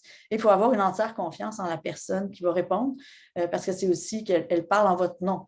Donc, c'est important que la personne n'ait pas tout à coup un accès de colère et insulte quelqu'un et c'est vous qui l'avez insulté, même si après vous dites « Oui, mais c'est mon aide de camp, c'est une personne de mon équipe. » Oui, mais c'est vous qui avez la responsabilité dans ce contexte-là. Donc, comme vous êtes la responsable. Mais oui, ça se fait. On sait bien que les gens ne peuvent pas gérer ça eux-mêmes quand ils ont beaucoup de responsabilités. Ça se fait, c'est normal, mais il faut être en mesure d'avoir une nette étiquette et un code pour être en mesure de répondre à votre image, de votre manière, ou de montrer que ce n'est pas vous qui offrez la réponse, mais que c'est un membre de votre équipe. Excellent, merci beaucoup. Est-ce qu'il y avait d'autres questions? Moi, j'en ai une. Dans le fond, si, admettons, les candidates aimeraient mettre de la pub payante sur Facebook. Si je ne me trompe pas, pour l'avoir vécu avec d'autres, avec des organismes aussi, quand on touche à des causes sociales, puis la politique en fait partie, c'est un petit peu plus compliqué que de faire la promotion d'un site touristique, on va dire. Je pense qu'il faut que la personne qui booste la pub ait une certaine accréditation, puis tout ça. Je ne sais pas si vous pouvez peut-être en glisser un mot ou deux là, de combien de temps ça peut prendre, comment s'y prendre environ? C'est ça, il faut que ce soit approuvé. Il y a des règles avec Facebook pour éviter là, depuis Cambridge Analytica. Je dirais que c'est un penser du bien. Il faut être certain que l'argent qui est investi soit investi au bon endroit, dans les bonnes personnes, que vous sachiez qui vous voulez rejoindre, parce que ça peut être aussi un coup d'épée dans l'eau. Parce que ils nous offrent, il ne faut pas oublier que les plateformes sont des plateformes qui sont là pour faire des sous. Donc, de booster votre publication, d'acheter des vues et tout ça, ça ne veut pas dire que les gens vont nécessairement voir. C'est sûr qu'on peut aller très, très loin dans le micro-ciblage. C'est qu'il va y avoir des délais d'approbation. Retenez aussi que ça va faire partie des dépenses électorales. Donc, ça, pour rejoindre la présentation de Mme Ouellette, donc, vous allez devoir montrer, il faut que ce soit à ce moment-là, pour ne pas vous faire prendre, là, accrédité, payé par l'agent officiel et tout ça. Donc, il ne faut pas parce que c'est sur Internet puis que c'est facile qu'on peut faire ça dans notre salon, que c'est à l'extérieur des lois. Je connais aussi des gens qui ont eu des problèmes. Là, souvent, on va faire un site. Le site va être gratuit, mais ça fait partie des dépenses électorales. Ça doit être approuvé par l'agent, même si c'est gratuit. C'est un peu drôle, là, vu que c'est de la publicité. Donc, pensez à ça peut-être aussi à l'intérieur de vos publications. Là. Mais je dirais, avant d'investir massivement dans des campagnes Facebook, compte tenu du fait que les municipalités, ça se joue aussi dans le porte-à-porte, montrez-vous, allez dans le porte-à-porte, allez rencontrer les gens. Peut-être donnez-vous peut-être un petit coup de boost si vous faites un événement, mais si j'étais une organisatrice, je n'investirais pas massivement dans les médias sociaux numériques au niveau de ce coût-là. J'offrirais une présence dans tout ce qui est gratuit, mais je ne tomberais peut-être pas là, dans l'oasis ou l'Eldorado qui nous semble nous montrer, dont c'est difficile de comprendre l'algorithme et tout ça. Là. Parfait, merci. On a une autre petite question qui est rentrée dans le chat de la part de Diane Chouanière, donc qui demande, je pense peut-être aussi la question, autant Mme Lalancette que Mme Ouellette, peut-être avez-vous la réponse à la question. Un membre du conseil actuel peut-il utiliser le logo de la municipalité sur sa page Facebook ou doit-elle avoir une page indépendante en tant que candidate seulement? Si jamais ce n'est pas clair, je suis sûre que Diane peut aussi prendre la parole. Oui, c'est très clair. Donc, toutes les municipalités ont une politique à partir de la loi sur les élections municipales ou la loi sur les municipalités de l'Ontario pour gérer l'utilisation des ressources municipales durant une campagne électorale. Donc, les candidats, autant les candidats en place en ce moment qui se représentent dans une élection ou autre, ne peuvent absolument pas utiliser des ressources municipales aux fins de leur campagne électorale. Ça inclut comme le logo de la municipalité en aucun temps ne serait relié à une campagne électorale. Et puis, il y a même, comme la municipalité comme telle ne fait pas la promotion non plus de matériel de campagne électorale.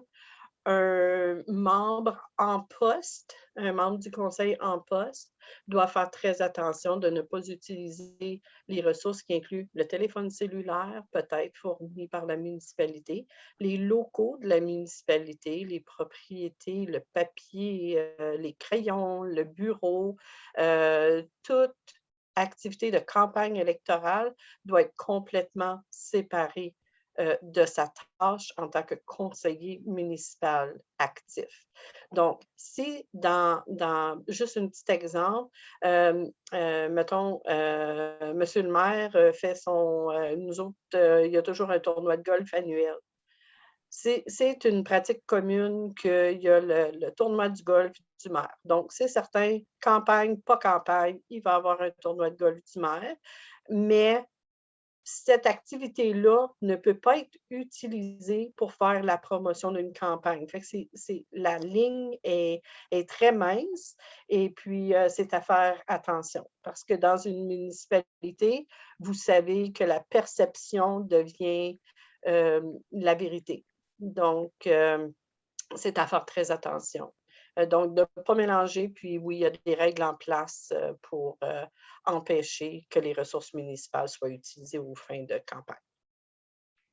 Merci beaucoup pour votre réponse, Mme Ouellette. Je ne vois pas d'autres questions dans le chat. Si jamais vous avez des questions, vous voulez allumer votre micro, les poser de vive voix, gênez-vous pas. On a encore quelques minutes. On est dans les temps. Sinon, vous pouvez toujours l'inscrire dans le chat, mais gênez-vous pas pour allumer votre caméra ou votre micro pour poser des questions directement. On va allumer une petite minute s'il n'y a jamais quelqu'un qui veut se dégainer. En fait, on peut peut-être que... Moi, je vais aller de l'avant et poser une autre question parce qu'on parle, vous avez parlé dans votre présentation à Mme Lalancette de l'image. Puis, par exemple, l'image de Valérie Plante qui tentait aussi de passer un message, même à travers son habillement et tout ce qui l'entourait, là.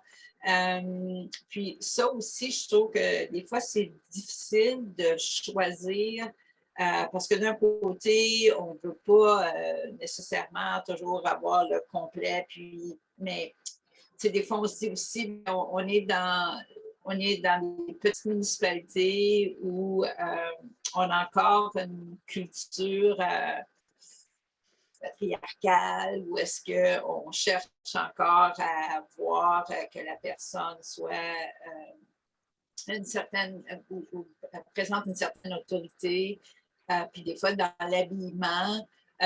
Donc, qu'est-ce que vous conseillez aux femmes, justement, qui veulent créer leur image, que ce soit à travers, parce je pense que la plupart d'entre nous, là, on va avoir des pancartes ou on va avoir un dépliant qu'on va partager. Alors, qu'est-ce qui serait vos meilleurs conseils? Mes meilleurs conseils, c'est sûr que c'est toujours de rester au-dessus de la mêlée, d'être authentique, mais aussi authentique par rapport à votre style. Moi, je verrais mal que du jour au lendemain, vous changiez vos vêtements, puis que là, ça pourrait être mal interprété. Ça pourrait être interprété comme quoi que vous n'êtes pas resté authentique et tout ça. Surtout si les gens vous connaissent. C'est sûr qu'on peut s'habiller un petit peu plus chic, là, comme moi, aujourd'hui, j'ai mis un veston pour la présentation. On bouge différemment dans ces vêtements-là. On est différente, mais allez pas non plus complètement à l'opposé de ce que vous êtes réellement. Mais on peut trouver quelque chose qui va faire en sorte qu'on se sente un petit peu plus propre, un petit peu plus chic. Si vous n'êtes pas une porteuse de robes, mettez-vous pas à porter des robes, vous n'allez pas vous sentir bien. Mais c'est sûr qu'on peut troquer le Birkenstock pour une sandale un petit peu plus chic, mais un soulier qui nous permet de marcher pour faire du porte-à-porte. Donc, je dirais qu'il n'y a pas de recette clé. C'est important de respecter qui on est. Si vous êtes quelqu'un qui a pratiqué toute votre vie un métier non traditionnel, vous êtes plus à l'aise en pantalon avec un veston plus décontracté, il y a moyen de toujours être propre, bien mise, mais de se respecter aussi. Elizabeth Warren le faisait bien aux États-Unis. Elle portait toujours des pantalons puis un gilet noir, mais elle avait toujours des vestons assez quand même chic, mais un peu décontractés, longs, qui cachent bien les fesses, qui étaient bleus, rouges, colorés. Là. Donc, il y avait comme un pop de couleurs. Ça fonctionnait bien dans ces médias sociaux. Quand je donne les autres formations, je montre plusieurs images d'elle et puis ça passait bien à l'écran, ça passait bien et tout ça. Je dirais, mettez aussi des vêtements qui vont vous avantager, là, comme là, vous avez un beau gilet rouge, ça vous va bien. Donc, qui vont vous mettre en valeur, autant dans les photos et tout ça. Quand on passe dans les médias, il faut éviter tout ce qui a des motifs, des fleurs, des petits pois, du Vichy, parce que ça ne passe pas bien dans les médias. Donc, ça, ce sont des conseils de base là, qu'on va connaître et tout ça. Mais je dirais, changez-vous pas complètement non plus, mais vous pouvez... dress for success, ou habillez-vous pour le métier que vous voulez faire aussi, sans pour autant que les gens aient l'impression que vous êtes déguisé et que vous n'êtes plus la même Marie-Noël Lantier, par exemple.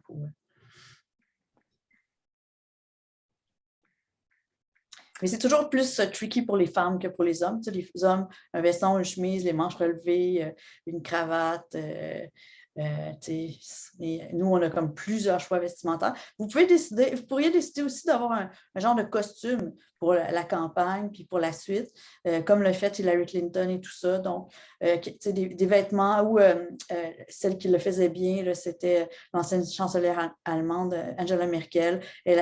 Allez googler sur Internet, puis on montre toutes ça avait un veston qu'elle déclinait dans toutes les couleurs, facile à porter, facile à enlever, avec quelque chose de neutre en dessous, donc du noir, du bleu.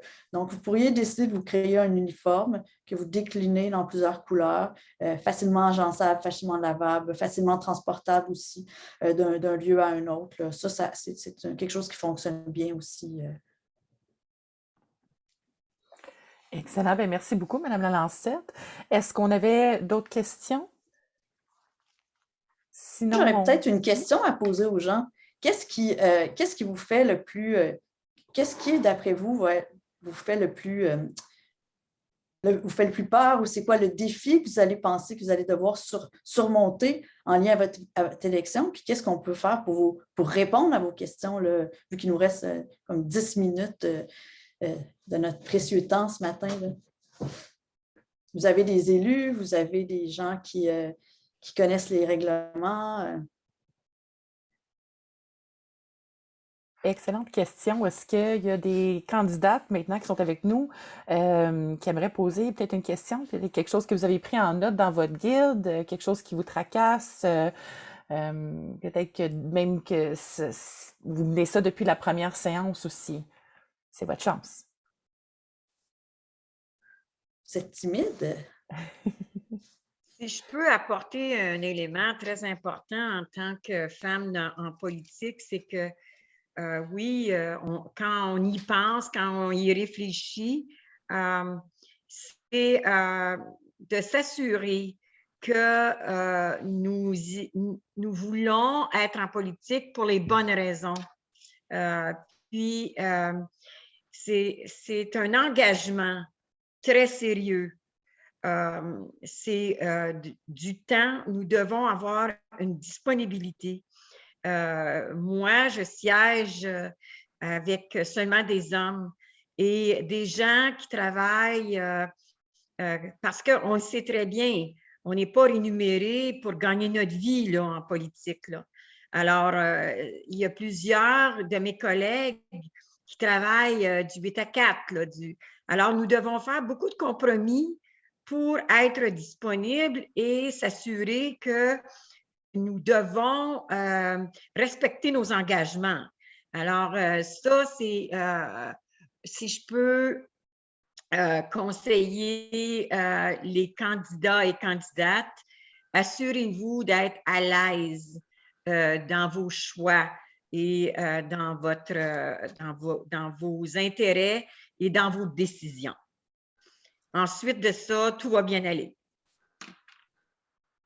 Si je peux faire du pouce sur ce que Francine dit, j'ai suivi la formation en leadership de l'effet A dans la dernière année, les 100 jours de défi.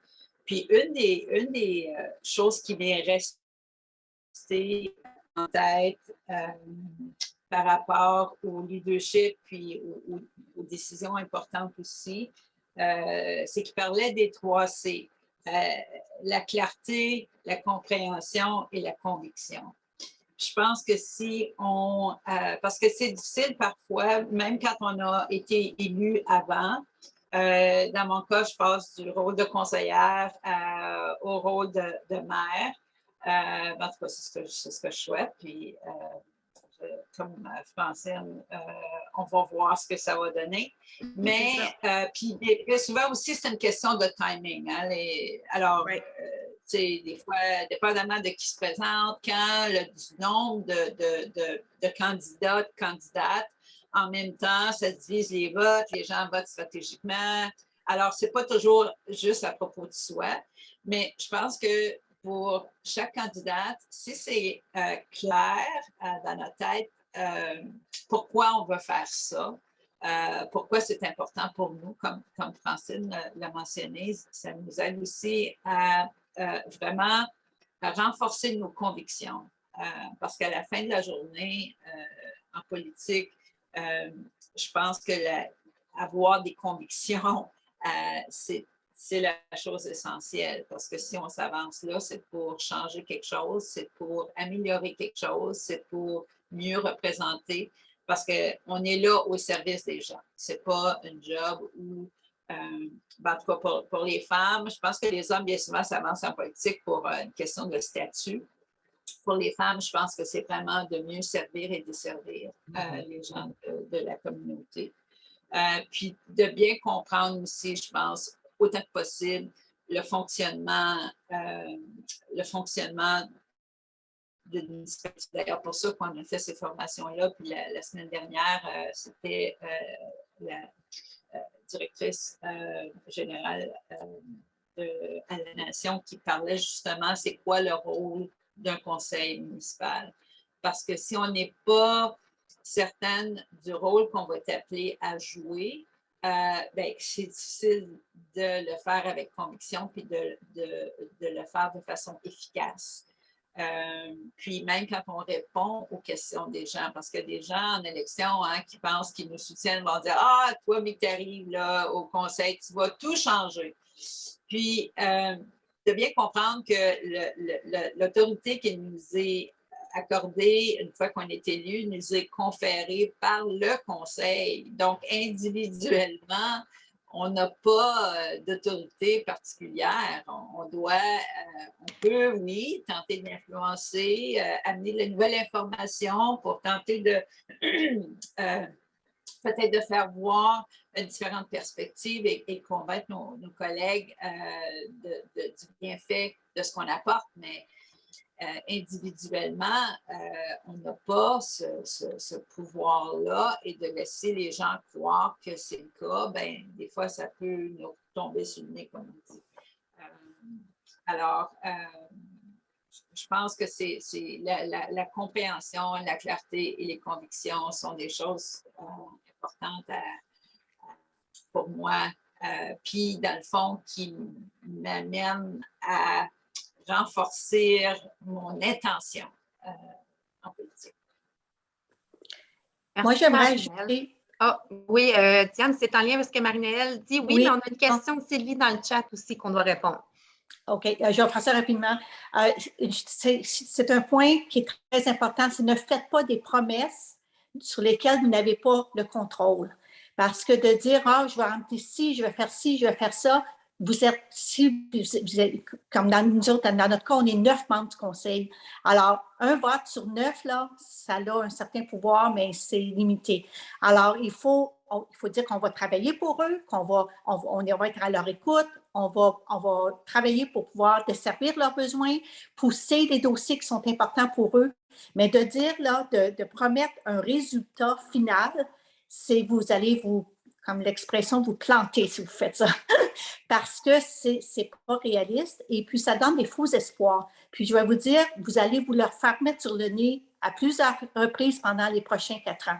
Alors, je pense que moi, ce qui m'a beaucoup servi, puis je trouve tellement, moi aussi, ma meilleure expérience a été ma première campagne électorale parce que j'ai tellement aimé rencontrer les gens, mais écouter ce qu'ils avaient à me dire. Ça m'a vraiment donné un portrait global, c'était quoi les besoins.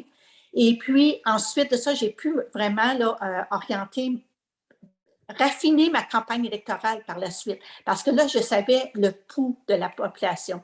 Et puis, mais parce que si tu fais juste du porte-à-porte pour dire, OK, j'ai tout fait les portes, là, puis in and out, ça, tout se vient pas le faire. Parce que les gens n'auront pas le temps de connecter, ils n'auront pas l'impression qu'ils se sentent écoutés. Alors, si vous prenez la peine d'aller cogner à leur porte, vous pouvez limiter, vous mettre une limite de temps dans votre tête, mais ou dire à la personne, écoute, notre conversation est vraiment intéressante, est-ce que je peux prendre tes coordonnées, je vais revenir ou je vais te rappeler. Mais c'est important de prendre le temps de les écouter. C'est super, super important, surtout pour une première campagne. Puis vous allez connaître votre communauté, puis c'est le fun. C'est le fun de connaître les gens, puis alors, je trouve que c'est une occasion exceptionnelle de faire, de connaître avec qui vous allez faire affaire pendant les prochains 4 ans. Merci, Diane. On va juste répondre à la question de Sylvie dans le chat parce qu'elle est quand même super intéressante. Puis en plus, il y a peut-être des élus ici qui ont vécu cette situation-là. Elle nous écrit dans une petite municipalité, c'est les liens familiaux donc, qui sont importants. Si on n'est pas originaire du coin, est-ce que ça peut s'avérer impossible à surmonter ou non? Est-ce qu'il y en a des élus ici qui n'étaient pas originaires de l'endroit où ils se sont présentés? Puis peut-être nous dire Moi, je comment. pourrais vous parler du point de vue communicationnel là, parce que j'en ai fait des études rapidement. C'est-à-dire que c'est sûr que l'ancrage régional est super important, mais ça ne veut pas dire que c'est insurmontable. Il faut montrer son implication dans la communauté. Donc, il faut être capable de montrer qu'on est là depuis X temps, qu'on a été impliqué dans tel comité, qu'on connaît les gens et tout ça. Et ça, je pense que ça va faire de nous des personnes là, qui sont là, des gens qui sont, puis souvent le journal régional l'utilise ici, là, des trifluviens d'adoption ou des trifluviens de cœur, des gens qui sont maintenant un peu comme les gens qui sont nés de la place et qui viennent des grandes familles. Donc, il y a moyen de le montrer, de montrer son ancrage régional, de montrer son implication, de montrer son amour. Donc, bien que je vienne de tel endroit, je suis ici depuis tant d'endroits, mes enfants sont là, j'ai envie de continuer d'y être et tout ça, et j'ai envie de m'investir dans la communauté. Ça joue, c'est dans la manière de se présenter qui joue un rôle clé. Puis je l'ai vu beaucoup quand j'ai fait toute une analyse des biographies politiques dans le cadre des campagnes électorales, comment les gens vont le mettre de l'avant. Merci beaucoup. Est-ce qu'il y a quelqu'un qui veut se renchérir sur ce que Mme Lalancette nous a dit? Sinon, je sais qu'il y avait Mme Fortier-Lévesque qui avait aussi levé sa main. Mme Fortier-Lévesque, la parole est à vous. Oui, bonjour. Merci pour cette belle présentation encore une autre fois. C'est encore une réussite. Donc, moi, je suis présidente de l'AFMO et maire de Moonbeam. Et puis, un petit conseil que je donnerais, comme mes collègues l'ont fait tout à l'heure aussi, c'est d'abord d'être à l'écoute. Ça, c'est extrêmement important, d'être présent pour que les gens sentent qu'on est présent. Et aussi de respecter l'opinion des autres. Parce que notre opinion n'est pas toujours la meilleure. Des fois, on peut penser ça, mais des fois, quelqu'un va nous présenter une différente perspective, puis on ne l'avait pas vue. Donc, il faut être vraiment ouvert et faire de son mieux, au fond. Faire de son mieux. Moi, je n'ai jamais cru à donner son 150% parce que ça n'existe pas, ça.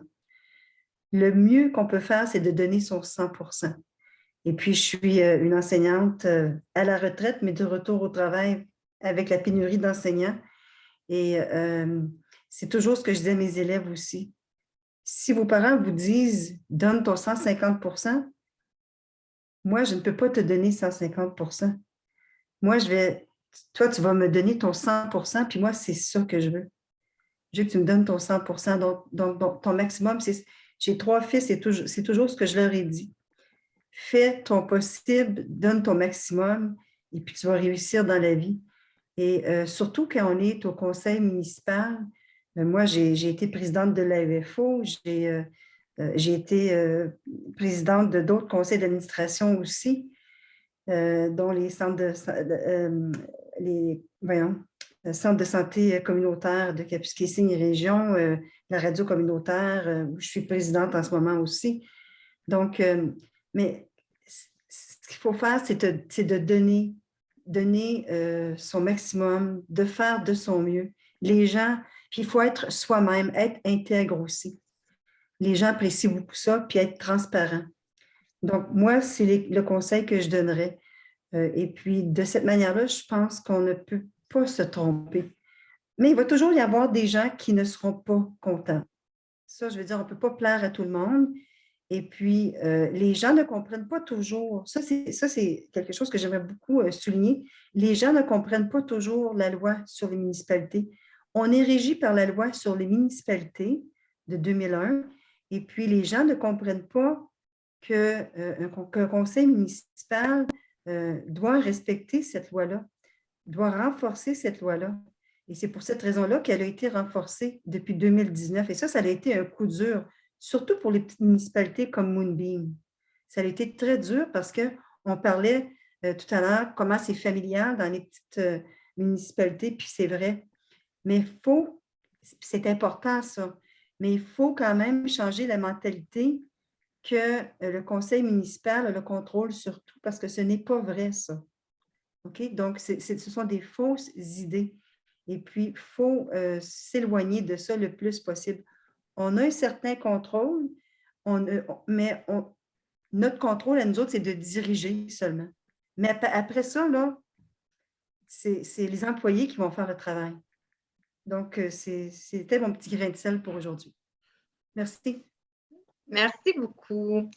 Je vous inscris.